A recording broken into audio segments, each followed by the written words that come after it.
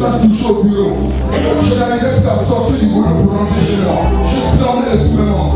Mais quelque chose me disait, va à Acropolis, va à Acropolis. Quand j'arrive, j'étais assis à la 4e rangée. J'ai dit, je vais aller là-bas par curiosité, voir un peu ce que c'est que la prophétesse. Quand j'arrive, le premier jour, je l'écoute parler. Le deuxième jour, j'arrive, je me mets à la 3e rangée, juste à côté du couloir. La prophétesse arrive. Quand elle rentre, mon acclamé commence. Après un moment, elle me dit, vous le monsieur au fond là-bas. Je me retourne. Elle dit, oui, vous qui vous retournez avec le nez là. Venez ici, Dieu vous appelle.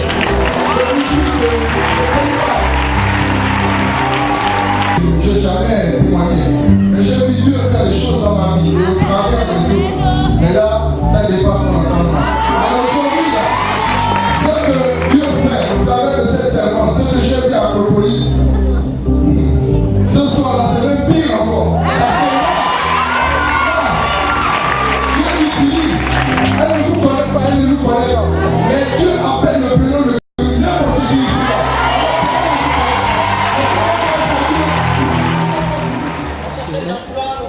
Moi, je suis, par le nom, révérend pasteur Alesson de Peter. Et par la grâce de Dieu, c'est moi, le supérieur et le responsable de l'église, la voix de la foi, associé à la quartier Masuki, à Podjanti. Et par la grâce de Dieu, Dieu nous a fait l'occasion vraiment de soutenir la prophétesse par la vision que Dieu a accordée pour cette temps de miracles qui se passe à Podjanti. Le séjour des prophétesses à Podjanti, c'était tellement merveilleux. C'était un séjour formidable. Parce que vraiment, Dieu l'a utilisé tellement pour dépouiller les œuvres de Satan dans cette ville de Podjanti et libérer beaucoup de captifs et bénir aussi la vie de Podjanti. Et je vois qu'à partir de ce moment, il y a un grand réveil qui se passe à Podjanti à travers son séjour à Podjanti. Je suis le pasteur Clitus, par la grâce de Dieu, je suis le responsable de l'église glorieuse à Podjanti. Et nous sommes là au stade pour le programme de croisade avec la prophétesse Edwige Jada. C'est une femme que le Seigneur utilise dans le monde et nous croyons que le Saint-Esprit est tellement dans sa vie et l'utilise pour des grandes choses. Et c'est le moment maintenant de la prophétie. Et elle a parlé certaines choses sur la vie des gens et les choses se sont réalisées pendant qu'elle est venue à Podjanti.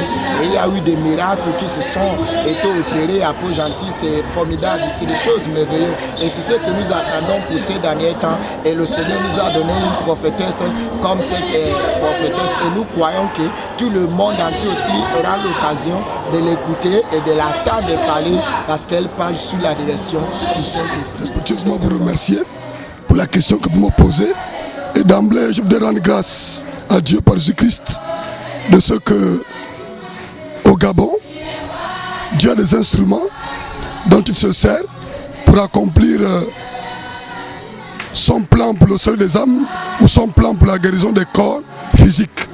Voyez-vous, la prophétesse Ada Edwige est un instrument de Dieu et nous voyons Dieu œuvrer au travers d'elle,